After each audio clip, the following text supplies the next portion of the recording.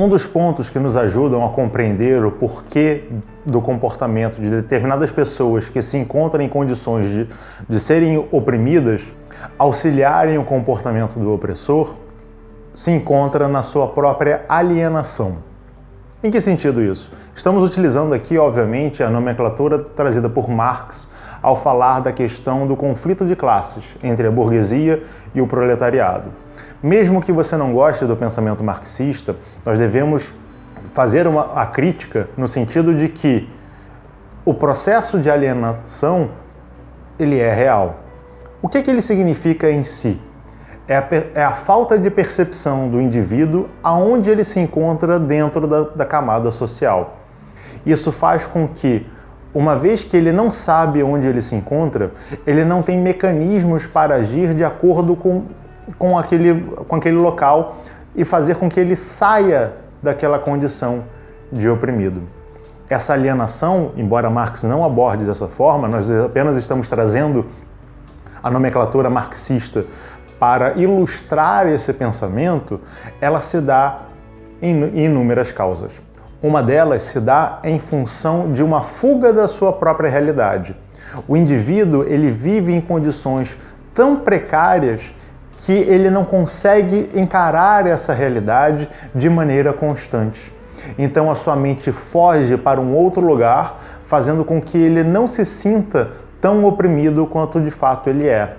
E assim, quando determinadas pessoas vão convidá-los a refletir, a agir para fugir daquela realidade, ou melhor, para transformar o cenário no qual ele se encontra, para aquela realidade deixar de existir, ele apenas diz, não é tão ruim assim, até que a gente passa por uns perrengues, mas no final das contas está tudo bem.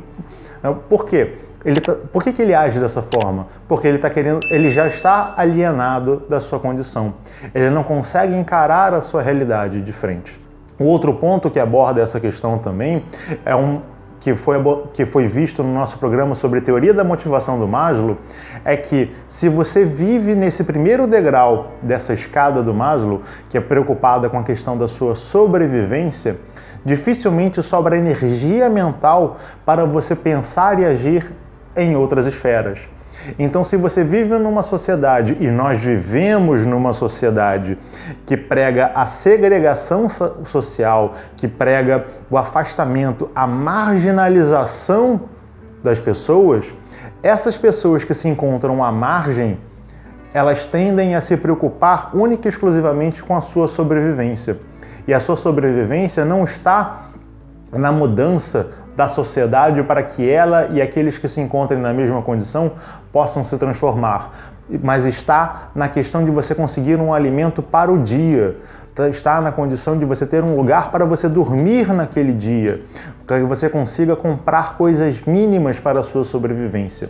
No momento no qual você está com a sua mente toda focada em apenas conquistar essas coisas, você não presta atenção no fato de que você está sendo oprimido. Você não presta atenção no fato de que você está alienado, porque naturalmente você não consegue prestar atenção em outras coisas. É claro que esse mecanismo de alienação, ele também perpassa outros temas que nós já abordamos, como o próprio caso da educação com Paulo Freire, a própria percepção da onde você se encontra dentro da sua camada social, baseado na sua cor de pele, como De Bois nos ensinou.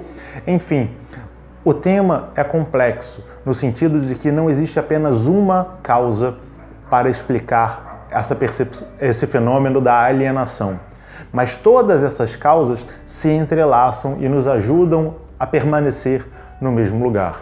A educação deve libertar a todos nós. Aqueles que são privilegiados devem entender que o nosso privilégio ele é baseado, muitas das vezes, na opressão de alguns. E que esses alguns, na verdade, são uma maioria. Então, se você começa a se educar, você começa a perceber no ideal de liberdade, a gente tem um vídeo falando sobre liberdade segundo Bakunin, de que a sua liberdade só é plena quando todos são livres de fato, você deve começar a agir para que as coisas mudem.